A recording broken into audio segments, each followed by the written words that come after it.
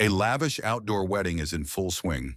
White roses, glittering chandeliers hanging from oak trees, and a bride in a $20,000 gown walking down the aisle.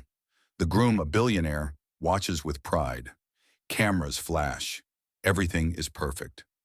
A barefoot black boy, no older than 12, in torn clothes and eyes full of pain, steps onto the red carpet.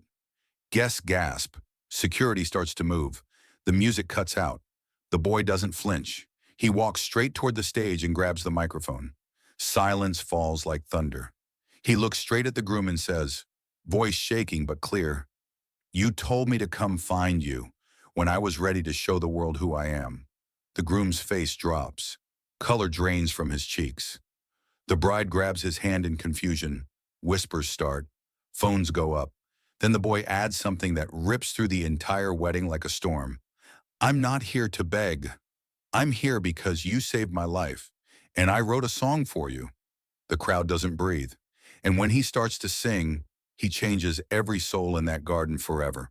The wedding of Christopher Langston, a tech billionaire, and Madeline Hayes, a Wall Street lawyer, was the event of the year in Charleston, South Carolina.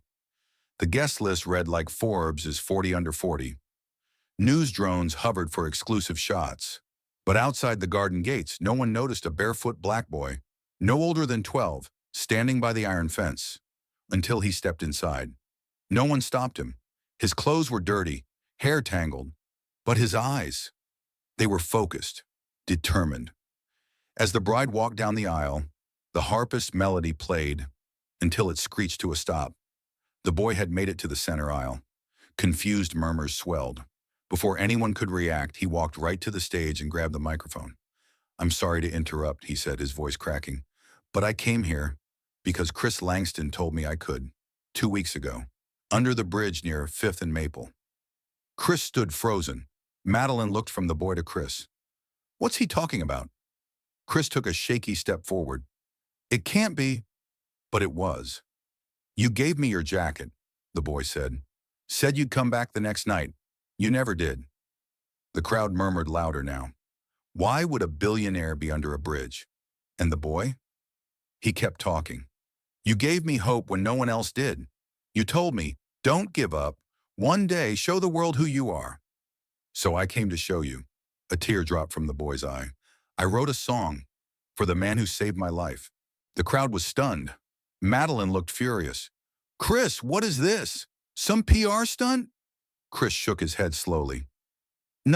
This is real." He remembered that night. A thunderstorm.